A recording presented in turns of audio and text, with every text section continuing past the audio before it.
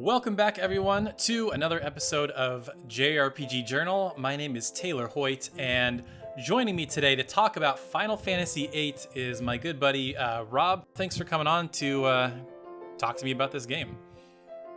Thanks for inviting me. I can't wait to talk more about Final Fantasy VIII. Absolutely. And so Rob is a veteran of the industry. He's worked at Square Enix on a handful of games, including Final Fantasy Type 0, Heaven's Word for Final Fantasy 14, and even Final Fantasy 15. So to say you have some experience with the franchise is an understatement, probably. I don't, maybe. I've worked, like you said, I worked on several Final Fantasy games. I've even done, strategy guides for a few of them. It's just, Final Fantasy it's been with me since I, picked up Final Fantasy 2, which was technically Final Fantasy 4 on the Super Nintendo. So nice.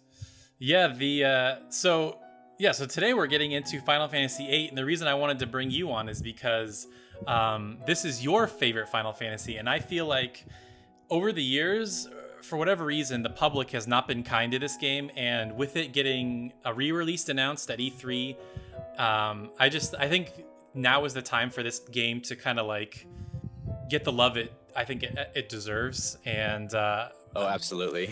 And by the way, have you seen the trailer? At first I saw the trailer, I'm like, oh yeah, it's fine. It just looks like they up-resed it, but they actually really did some work to the character models. Have you seen, like, in detail what they did with the game in that trailer? Yeah, I remember when, so I was actually at work as the Square press conference was going on. So when people started shouting Final Fantasy VIII Remaster, I was like, wait, what? And going back and looking at it, like they touched up a lot of that game. I'm going to be excited for that one scene where Renoa goes, like, you're the best looking guy here, because now it's going to, like, actually look the part. Right. Yeah, it won't be, like, super pixely and... Yeah, there's that whole meme and where they zoom in on his face or whatever. Yeah. Sorry, Square's going to get rid of that meme now. I hope not. I hope they keep it.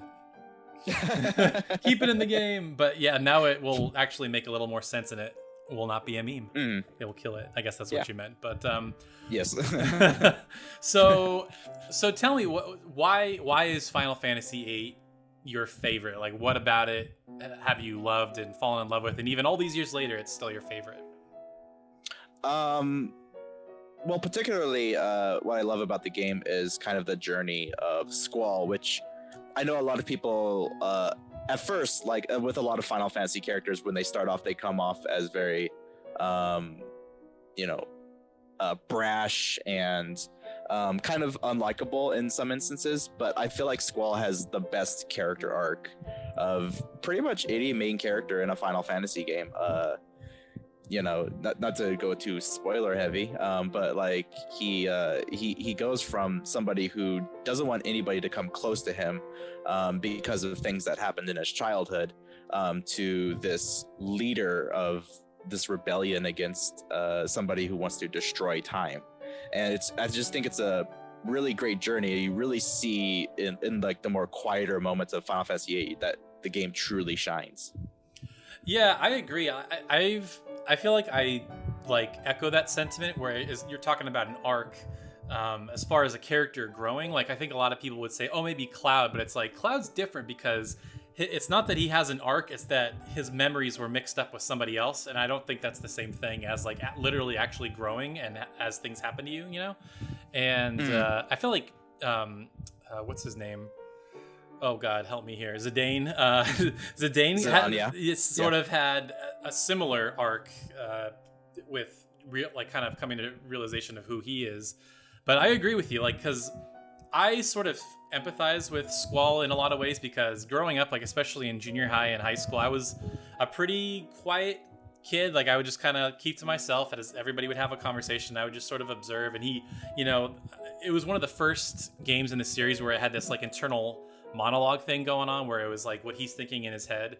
And then, like you said, to have a character come in, sort of shake his world up, and that it's he wants to change because of this person, not for what some other reason, and like all these other things that have happened, like his instructors getting on his case, and there's like his rival with Cypher and stuff like that. If those guys can't do it, like it's a love interest. And I remember when the game came out, I very like vividly remember this. Everybody's like, oh, it's gonna be a love story, I don't know if I want to play this. And like that was when Final Fantasy was just like shaking up the series so much. Like to come off 6, which is a lot of people's favorite, to go to 7, which is more futuristic, and then 8 gets even more futuristic, but then it also adds the twist of the love story. So what do you remember, like as the game was coming out, like what you were thinking as it was coming out, especially off the heels of 7? I remember some of the first interviews I would read like as a kid about Final Fantasy, and kind of the idea of what Final Fantasy is, and the whole idea of like a different world, a different cast of characters, and truly trying to like reimagine like each title as they come out.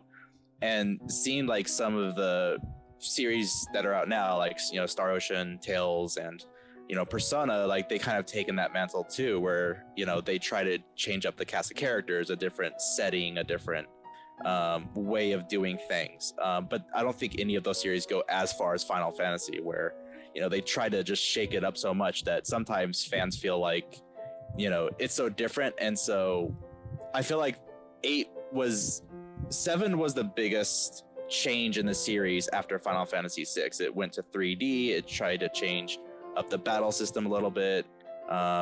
It moved from kind of like this kind of medieval type looking series with a kind of little bit of technology to like over technology heavy, with kind of its steampunk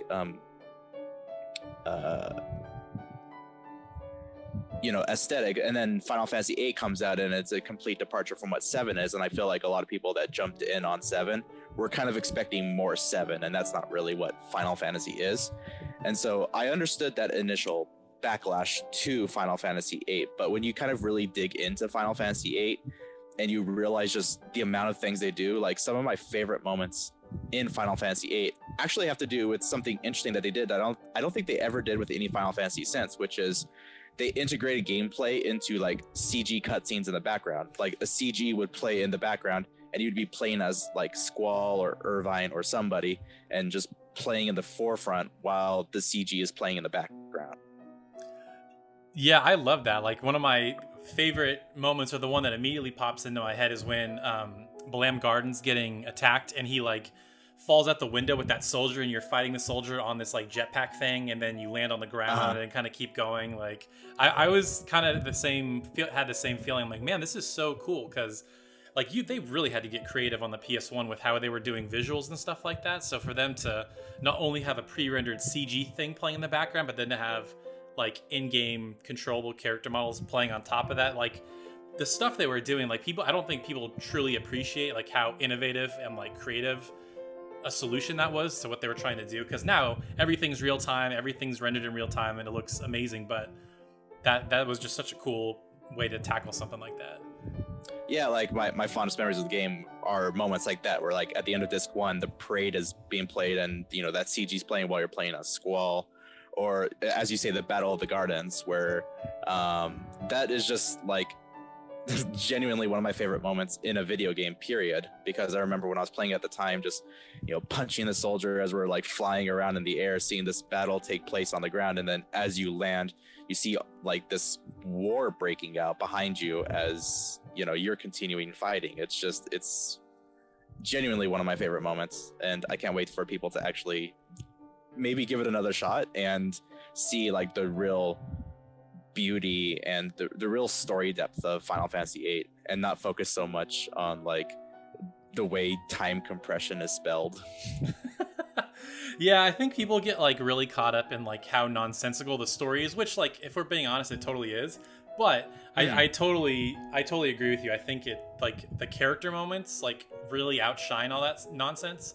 Like especially the scene when they're in space and Renoa's just sort of like floating out into nothingness, and then like Squall goes to rescue her, and like that's such like that is almost his turning point in the whole game, I feel like, because like for him to be he's so typically selfish, keeps to himself, but for him to like he's almost like willing to kill himself to go save her, you know. And that was just such a cool character moment, and just like really, I don't know, impactful, I feel like. Right, because Squall from the beginning of the game wouldn't do something like that. Like, he wouldn't put himself out there for another person. And then by the time he reaches sort of these moments in the game, later in the game, you see that he's like growing as an individual. And I think that's really great that you can see that in characters. I think some of the best characters in Final Fantasy are completely different characters by the end. Like, you know, Zidane, for example, the one you pointed out, like at the beginning of the game, he was just kind of a cocky, kind of womanizing, thief. And by the ending of the game, he's this really caring individual that cares about like everybody else. You know, kind of almost the same journey as kind of Squall takes. Cecil from Final Fantasy IV, you know, going from like the Dark Knight to becoming a paladin. You know, these are like things where like, you know, you say you could see where the developers are like, this is how the character is at the beginning of the game, this is how, you know, they're supposed to be at the end of the game. And if that feels natural and you see the arc throughout these moments, and you have these little moments that go throughout. It was kind of the same moments that, you know, for Noctis, just not spoilers, but like Noctis is a completely different person by the ending of the game in 15. So some of the best character stories, and I feel like 8 gets this right in so many regards to so many characters, that like I feel like if people kind of sit down and like watch the arcs actually play out, I think a greater appreciation for Final Fantasy VIII would be felt. And also kind of like the complaint that like Final Fantasy VIII is weird.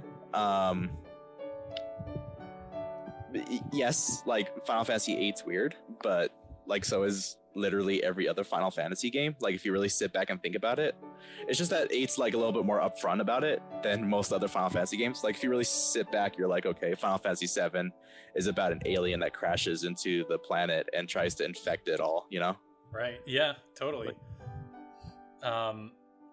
You know, it's funny, you're talking about like one of your favorite moments being those like gameplay, you know, on CG or whatever. One of my favorite moments, and like this was like almost like a mind-blowing moment that I could affect the outcome of a game instead of it just being something where I go from A to B to C and it's the end of the game, was when they're like setting up that concert for Squall and Renoa, and you get to pick the different instruments. And for some reason, I remember I always had a save right before that so I could go back and change the instruments. I remember I thought that was the coolest thing in the world, that I could pick instruments and make this different song and it would change depending on which ones I chose. And it wasn't until like years later that there was actually 2 set ways to pick the instruments, because they actually played a song if you pick the right instruments. But for me, I was just like, I'll pick, you know, 4 random ones and it'll sound like crap, but it didn't matter because I just thought it was so cool. Right. Yeah, there's actually a lot of moments in the game where, you know, at the beginning of the game, you feel like Renoa is kind of going to be a nuisance, but like as you go throughout the game, you get these like small little intimate moments with her that are really great. Like one that sticks out to me, everybody always points to the space scenes, but one of my favorite moments is when Squall's carrying Renoa throughout all these environments and like talking to her as she's unconscious. You know, that was really impactful to me, because it just shows, like, once again, it just shows like how far Squall and Renoa have come, and not only in their relationship, but just Squall as a character, and how he's just letting people into his life after everything that's happened to him, you know, previous to the game. Through all these flashback scenes, you've seen what happens to him, and you sympathize with his character and why he's so standoffish with people. And, you know, seeing him get to that moment where he's willing to carry somebody on his back and like care for them and get them to where they need to go is just, it's really impactful as for a scene and as a character. Yeah, totally. And like, it's funny that you're talking about how standoffish he is. I mean, like his catchphrase is whatever. Like whenever people are like, "Oh, you need to open up," and he's like, whatever. Like he always just wants to keep to himself. So to see him kind of slowly come out of his shell is pretty neat. So right. I mean, one of those. The thing is about that is that like while people, say like, oh, he's emo and like, he's being standoffish, like that's sort of the point of his character at the beginning, is he's trying to keep people at arm's length because he doesn't want to be hurt in the same way that he did before, where he like invited a bunch of people inside and they just hurt him and went away from him. So he doesn't want to have that feeling of abandonment again. Yeah, no, absolutely. It's a little extreme, but I think just to emphasize that, like in a game way, I think game stories kind of have to be a little extreme just to kind of really hone in the story points. And I think they did it pretty well in a lot of different ways. Let's talk about Laguna for a bit. What did you think of all the time travel stuff? Because that, you were talking about breaking the conventions of Final Fantasy and telling a story in a game a different way. Like, I remember that just being the weirdest thing, where you just randomly pass out and you didn't find out till the end of the game who Laguna was and all that stuff. So do you kind of remember what you thought of that the first time playing? I remember the first time playing, I thought it was really weird. The very first time. But I realized by the end of the game, like reflecting on it, that it really kind of helped pace the story, because it would seem like at every moment where you're starting to get like tired of the game or like the characters, like you do with any JRPG that's over 40 hours long, is that like you start to go, okay, like I'm gonna like turn off the game now for a bit and like go do something else. But it would always be at those critical moments in Final Fantasy VIII where they would switch it up and you'd play as these different characters with this different story going on, and you would stop and at the very least, I would stop and be like, oh, okay, let me play a little bit longer and see like where they're going to go with this. I remember at first I didn't really care that much about Laguna. But as I continued playing, like I actually started to like care about his story and see where his stories sort of intertwine, because at the beginning, you don't know how his story lines up with Squall's. But as you play, you realize where their stories are actually lining up with each other. Yeah, because I was kind of the same way. I'm like, why do I keep getting thrown into this part of the game as this different character? And I think I remember the first time I feel like I kind of empathized with Laguna and like really started to care about what was happening with his story was when he finally meets Julia, I think her name is, at the bar, the piano player. Mm-hmm. Yes. Because I think most people can relate to, oh, I'm really nervous. I want to talk to this person. I want to ask him out, but I'm nervous and all this stuff. So I think that was a really cool moment. And then all the years later, when he goes back to the village and all the fighting is over, I think was another like pretty powerful moment, just to like see both sides of when he was, a fighter or soldier, and then for him to like just be sort of a quiet, retired guy, in a small village or whatever. So yes, seeing him calm down and like go away from that kind of life and settling down and having a daughter, it was these little vignettes with Laguna that like helped endear him, at least to me. And I feel like he would to a lot of people. Yeah, no, for sure. Like, I think it was a lot like Cloud. It was a slow burn, or not Cloud, Squall. It was a slow burn, I feel like.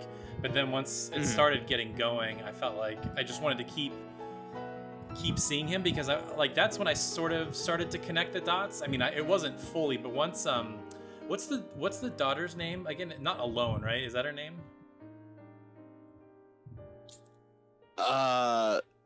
Shoot. I think you're really close, and somebody in the comments is probably yelling at me, but like, I'm gonna look this up right now because it's gonna bug me. Yeah, okay. it's gonna bug me forever too.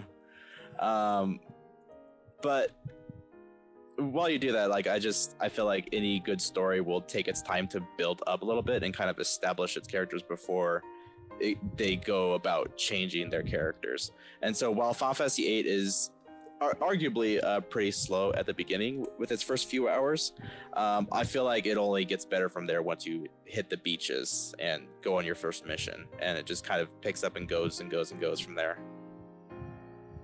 Gotcha. Yeah. No, yeah, I agree. So I looked it up. So he looked after Rain, and then she had a daughter named Alone. It was her adopted daughter. So, and she would call him Uncle Laguna, and I believe, if I'm not mistaken, that's the character that shows up at the very beginning of the game. She's the one doing the whole mind thing with I keep wanting to call him Cloud, with Squall, Yeah. Because like, at the beginning of the game, it teases like once he gets hurt in the battle with Cypher, and this mysterious woman walks by. I'm like, who is she? And then I remember when she actually shows up, I'm like, oh my gosh, this thing is coming full circle. And there were a lot of little moments like that throughout the game that were really cool. Yeah, the Final Fantasy VIII can get a little complex with its narrative, but where the characters connect, it's easy to kind of place them where they need to be, and how they kind of fit into the overall narrative. Yeah, for sure. Let's see. Let's talk about the gameplay a little bit, because I think that is one thing that I think is very contentious when it comes to talking about this game. Right. Was all the drawing, and I think people were really, I don't know, they were hard on it, and I think I get where people were coming from. It's kind of tedious, and but I don't know. What did you think of all the drawing and the junctioning and the things they were doing with gameplay? I liked junctioning. Like, I don't want to get it twisted. Junctioning I actually liked, like pairing magic to certain stats, and the more magic you gather, the stronger that stat becomes. I like the idea of the junctioning system, and I do like the junctioning system. I understand the complaints behind the drawing system being that it's tedious and grindy. While how am I going to explain this? While I understand, while not being like too defensive about it, but I feel like that is sort of an RPG thing, is that there's something in a game where you're grinding towards, or something that you're building towards to make yourself stronger. Whether that be 14 and doing dungeons just over and over and over again, just to get like a special tome, just to get one single thing. There's a or like Final Fantasy VII, where you're like trying to level up certain materia, and you have to go into battles over and over and over again to kind of level up those materia. There's always going to be kind of a certain grind to Final Fantasy by nature of its RPG nature, and I understand that like drawing. I feel like the reason why people specifically point out drawing and it being tedious is because it's one command and you could just do it over and over again. But I found it fascinating because they let you, in certain boss fights, you can draw like a summon out of a boss. Like, if you remember like the giant kind of monster underneath Balam Garden. And like the game doesn't tell you this, but you can just draw Leviathan from him. Oh yeah, that's right. Yeah, and so like it would have like these little moments where it's like, okay, like I don't need to draw from this monster, but let's see what it has before I move on from it. And it was like those moments where it's like, oh, like this has come full circle. Like this is why like they try to trick you almost, because at a certain point it does get tedious and you're like, I don't want to do this anymore. So you'll just like you'll just draw like 99 fire and then just like attach that to like your attack stat and use that to just demolish everything. That's what I did. Like I actually started at the beginning of the game, and that's one of the reasons why I also like the draw system, is because while it takes you a long time to do it, you can break Final Fantasy VIII in that way. And I find that fun. Any game that'll allow you to go, okay, you can grind out yourself, but you're going to break the game from this point forward, though, if you do that. And if you actually spend the time to sit there and draw all this magic, you can break the game. And it's fun that way. I feel like that's one of the things that it was able to do Final Fantasy II better than Final Fantasy II. Because Final Fantasy II, it's like, okay, you just beat on yourself and you gain HP and defense. Whereas, Final Fantasy, it's like, okay, you can do the same thing. You could grind it, but we're going to make this a little tiny bit more fun with junctioning and drawing.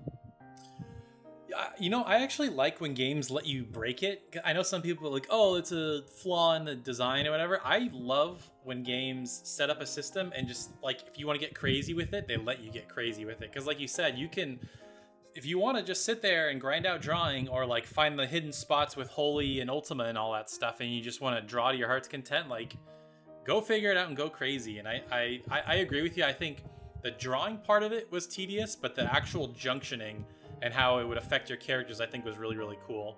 It was very strategic, and that's what I liked about junctioning itself.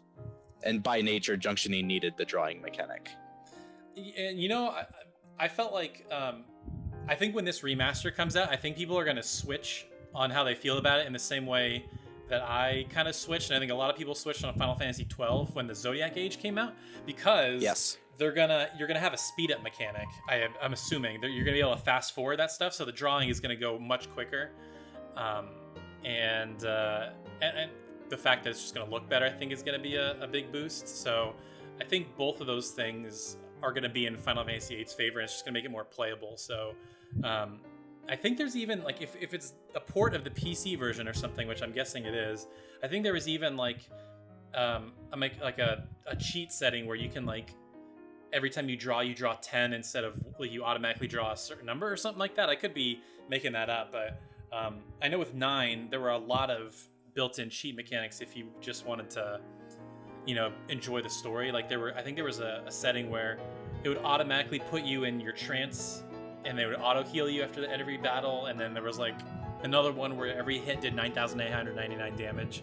So there's like all kinds of weird stuff, and I think that'll make it'll make it more playable, and like we were talking about, just allow people to enjoy the story a little bit more. Yeah, and the thing about Final Fantasy VIII is that it lets you play it how you want, even without its cheats. It still kind of lets you, as you were saying, break the game. And I like Final Fantasy games personally that allow you to give you that sense of freedom where it lets you play it as you want, and not like artificially restrict you in any manner.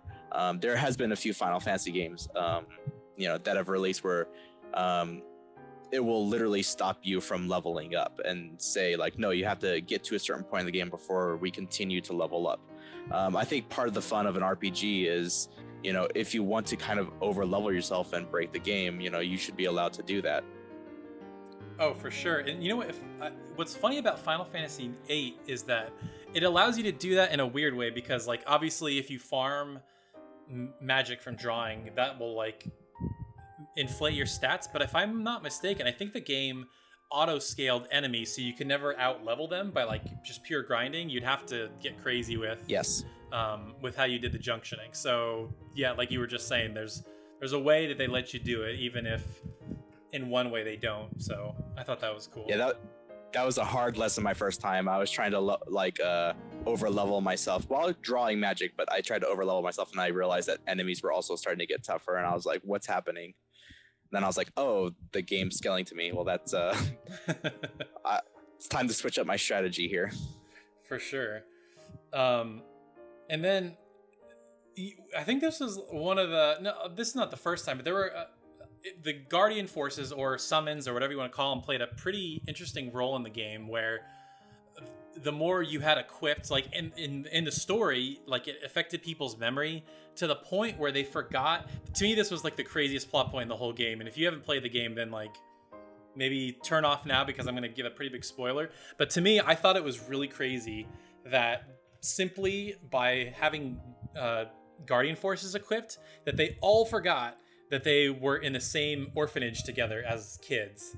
And then one day they're just like, oh yeah, we all grew up together. I'm like, that is so nuts, because Guardian Forces were messing with their brain or whatever. Like, that was just such a crazy plot twist.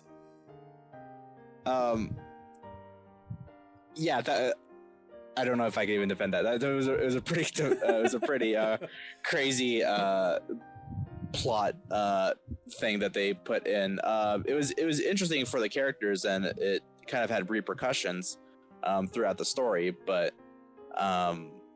Guardian Forces were pretty crazy, and you needed Guardian Forces on everybody if you wanted any characters to succeed. It was interesting that they made it that way, because then they could make the argument within the game that's like, well, everybody has a Guardian Force. Right. Yeah, exactly. Because by the gameplay mechanics, you needed a Guardian Force in order to, like, junction things to your characters and actually make them stronger. Um, and but one of the things I did like about, I might be misremembering Final Fantasy VII, so you can correct me. But if I remember correctly, Final Fantasy VIII was I believe the first and might be the only game where like when the summons are out, you can hold select and you can press like just like I believe it was the X button when the game would allow you, and it would make the attack stronger. And that's one of the things I actually liked about the gameplay mechanics of the game, is that it was a little bit more active than it was in previous Final Fantasy games. With Squall's gunblade, if you click, I believe it was L1 at the right time, right when he connects, he causes a critical damage. Or with the Guardian Forces, where if you hold down select and you just press X when the game tells you you're allowed to press X, you can build up the strength throughout the animation. So that way you're not sitting there like just watching the animation play out like you would in Final Fantasy VII, where like, Bahamut, Zero's coming out and like you're sitting there for a minute waiting for it to end. Yeah, I agree. I love that thing because in my head, I was a good button masher. I could mash buttons pretty good. And so I was always like, oh, sweet, I can like artificially make the game easier because I can mash buttons fast. And same thing with the trigger thing. I like that. It almost reminded me of Legend of Dragoon did that with the QTEs or timing the button presses and stuff like that. It made it more active. And that was definitely a cool part of the combat. Actually, as a kid, I don't know if anybody else did this, but as a kid, I would always like try to get that score at the bottom of the screen higher and higher every time I summon something. And so I would always like get upset when I'm like, oh, I was only like 2 away from like, beating my old score. It was just like a little meta game in my head that I would always play against myself.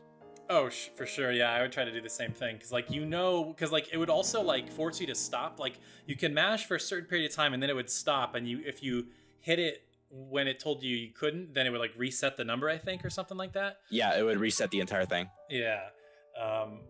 And then I think I had a couple friends that had like turbo controllers, and they would just cheese the heck out of it. They would just like get it to whatever the max. I don't even know what the max number was, but they would just like cheat it. Oh no! You gotta play it like a real person. Yeah, play it legit. Play legit. So I think one thing that Final Fantasy VIII has that is my favorite in the whole series is the soundtrack. I think. That's indisputable. That is my favorite Final Fantasy soundtrack because it was sort of in that weird in-between stage where it was still sort of like all on synthesizers, but it wasn't quite orchestral, but it kind of was. And I don't know, when I think about like, of course, in 7 has One Wing Angel and Eris's theme and the world map and all this stuff, but when I think of like Final Fantasy tracks that I listen to over and over and over again, it's Balam Garden, the world map, Fisherman's Horizon, the Fisherman's boss. Horizon's the best. I love that song so much. It's so chill. And yeah, I just think it is like grossly underrated in terms of general video game soundtracks, but particularly RPG soundtracks, because I think RPG soundtracks kind of shine above most other genres, and to me, that's my favorite in the series for sure. Yeah, with Final Fantasy VIII for me personally, like it's always either number 1 or like number 3, but it's always in the top 3 because how I determine personal, and I'm very different from everybody else, and I know this. Everybody else kind of, I feel like, in my opinion, like there'll be like one great song to a soundtrack. Like for example, like in Final Fantasy VII, you have One Winged Angel, and then like in Final Fantasy VI, you have like Dancing Mad, and so everybody goes like, this soundtrack is great because it has this particular song. But for me personally, for me to determine a great soundtrack is the matter of consistency of great songs in it, and that's why I always. I always have kind of like this conflicting opinion with like a lot of other people, because like I feel like Final Fantasy VIII has like one of the most consistently great OSTs. I always determine it like my OSTs by like how many songs am I skipping over to get to the next song that I like, Sure, yeah, totally. And so like with Final Fantasy VIII, I'm rarely skipping a song because I'm like, oh, I remember this song. Oh, this song's so good. This song's so good. Even outside of like the game, it's just they sound so good.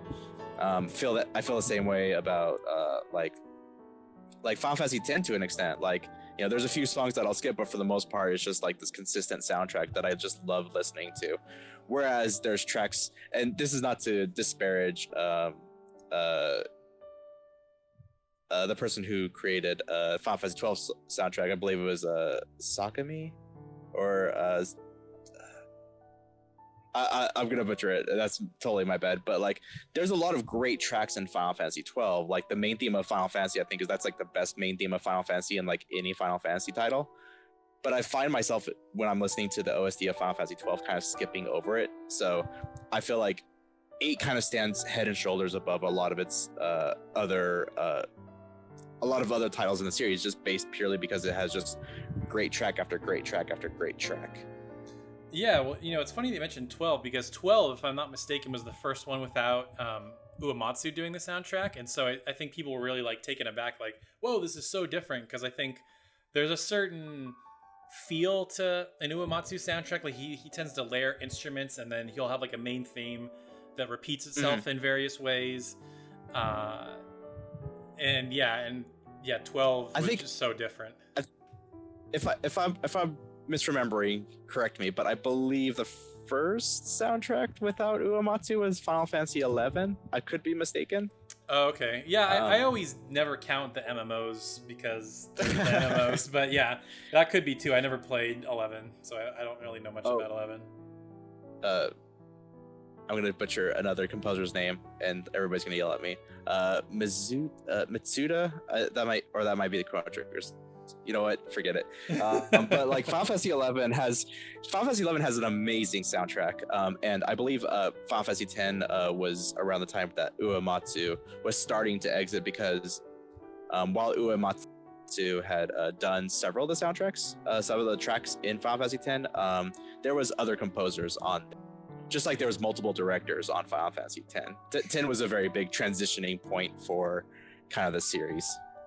Sure. In terms of leadership and everything. Yeah, absolutely. And then I think another really cool thing about 8's soundtrack is it's the first soundtrack that has a song with like actual lyrics in it. Like I don't count One Wing Angel where they're singing in Latin and stuff like that. This one had like actual lyrics to it, and Eyes on Me. And it was really funny because like sometimes like when you're playing a game or when you're into games, like it feels like this special experience that you don't think anybody else knows. And I remember going to school one day, and like these two guys were like arm in arm, or like they had their arms around each other's shoulders, and they were just belting out Eyes on Me. I'm like, oh, somebody else has played this and they know that song, and it's not like embarrassing to talk about at school. Like this is so weird. That was just a really big eye-opening moment. But that's also a really cool song in the soundtrack. I think it like went on to sell like a ton of copies as a single. So. Oh yeah. It did huge numbers, and it was really cool to see Final Fantasy VIII kind of like start that tradition, with just kind of vocal tracks, with then going on with Final Fantasy IX with Melodies of Life, 10 with Tsukine, 12 with please correct me, Taylor. Do it. I don't know the soundtrack of 12 very well. I know the game well, but not the soundtrack all that well. No, it had an ending theme, but then 13 had My Hands, different in Japanese. Really, that was different. 14 having Answers, and having like every expansion come with a vocal, with the exception of Shadowbringers, and then 15 with like 3 different ones. Anyways, I'm getting off track. 8, yeah. 8 started a lot of trends in Final Fantasy that I don't think people really kind of give it enough props for. And so it's going to be exciting to see people kind of play 8 and kind of and see how they compare it to a lot of the other older PS1 games once it's remastered and comes out. I hope a lot of people play it. Yeah, me too. I mean, I remember the day when they were kind of like almost like weeks apart, but I remember when 7 and 9 were getting released on Switch. There were so many, because I subscribed to a lot of like Nintendo Switch centric channels on YouTube, and like everybody had a video about Final Fantasy 7 or Final Fantasy 9. It was like insane. So I'm really hoping that once 8 comes out, the same types of things happen, because I'm definitely going to do that. I want to make a a video, and I don't know what I'm going to call it, but I want to, something about like in defense of Final Fantasy VIII or something like that. Just because I'm going to say this, I think one of the biggest reasons why people hate on it and why it's had such a negative following over the years was I don't know if you remember this guy Spoony, who used to do videos for on the Nostalgia Critic site. Yeah, I know who Spoony is. Yeah, he did this like Red Letter Media style review. It was like insanely long, like documenting in detail everything he hated about the game. And I think he was so popular at the time that I think that really shifted the conversation to being really negative for a really long time. And I'm hoping that enough time has been removed from that now we can all kind of look at this remaster. It looks nice. It's a little bit more playable. We can look at it a little more objectively and have it not be the black sheep of the series. I remember even Spoony apologized for his Final Fantasy VIII review. Really? During his more ranty video of Final Fantasy 13, but he's like, yeah, there's a few things that aren't great and whatnot, but he's like, overall, it's a great Final Fantasy game, and like it was really interesting to see him like say that. And I feel like that's pretty much every Final Fantasy game, pretty much, is that enough time gets removed and people go, oh, like this is actually really like a really good Final Fantasy game. People tend to, at least in my experience, being with the fan base basically since Final Fantasy 2, seeing how the things that people complain about and how years later, seeing how those complaints either turn into nostalgia or turn into like things where they're like, actually this was like ahead of its time and had a really interesting kind of like for example, like when Final Fantasy 7 came out, like there was a very vocal fan base that did not want that game on PlayStation. There was a lot of Nintendo fans saying that like, Final Fantasy was going to fail, that the art wasn't as good as the pixel art, Amano's art isn't like as predominantly featured because of the 3D models. The move to like the sounds aren't going to be as good as it was, and like for them Final Fantasy 7 came out and people still kind of like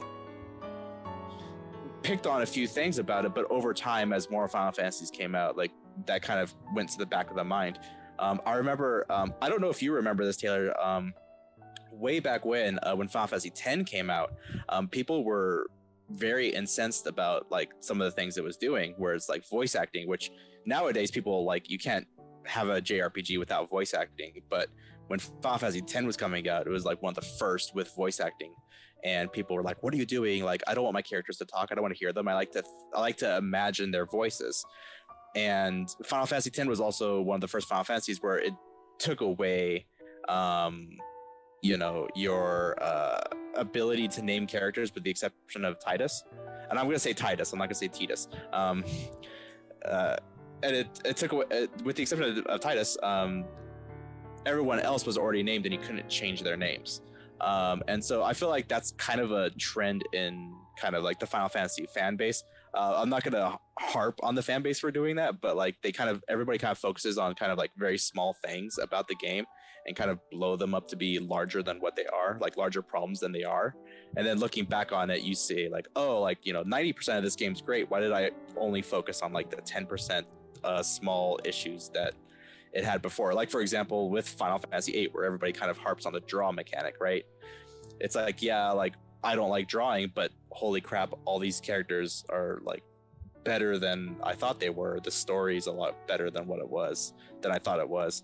The world that they created and the art direction is just so great. Like, how did I miss all these things? And I hope that when people go back, they see, instead of like focusing on like the small issues that, a lot of Final Fantasy games have, and a lot of games have, like there's a lot of small issues, but if you just focus on just what it does right and what these games do well, I think you'll just get a lot more enjoyment out of them. I think so too.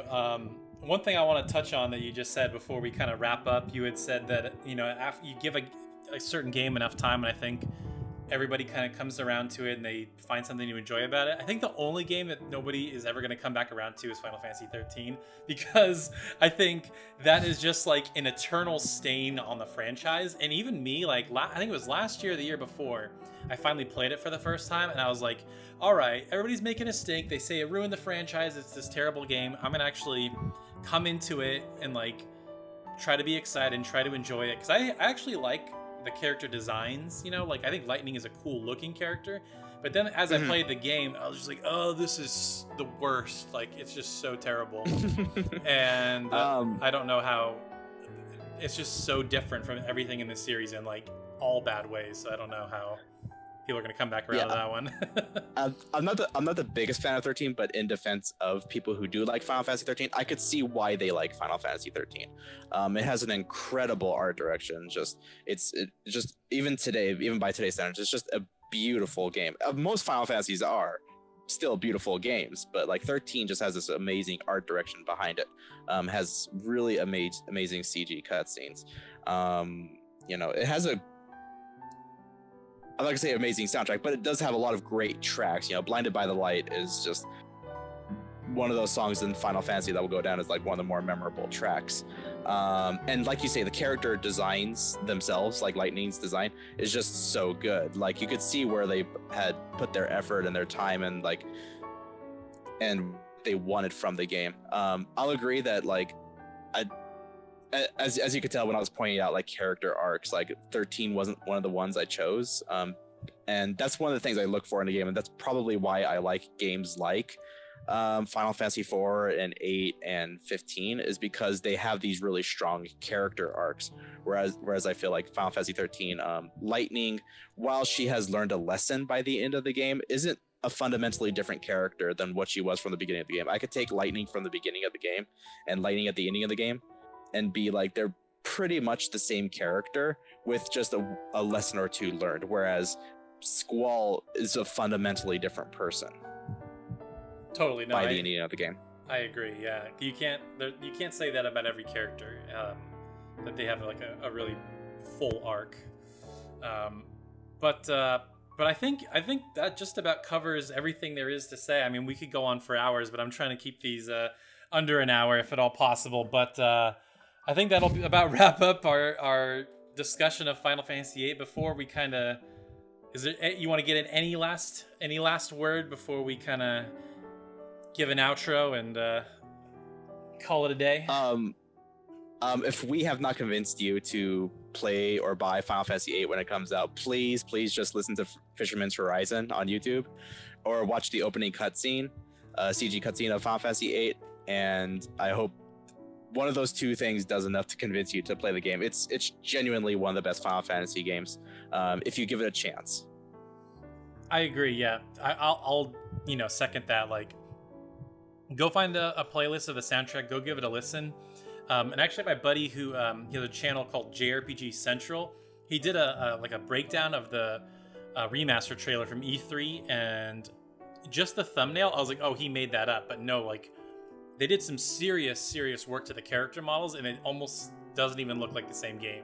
The game looks really, really good now. They put in some work, so definitely, definitely give it a try whenever it comes out. It could come out any week because they just gave a vague 2019 date. We don't know what's coming out, but you just don't know. So Rob, where can people find you on the internet? Where are you most active? Where do you want to keep the conversation going?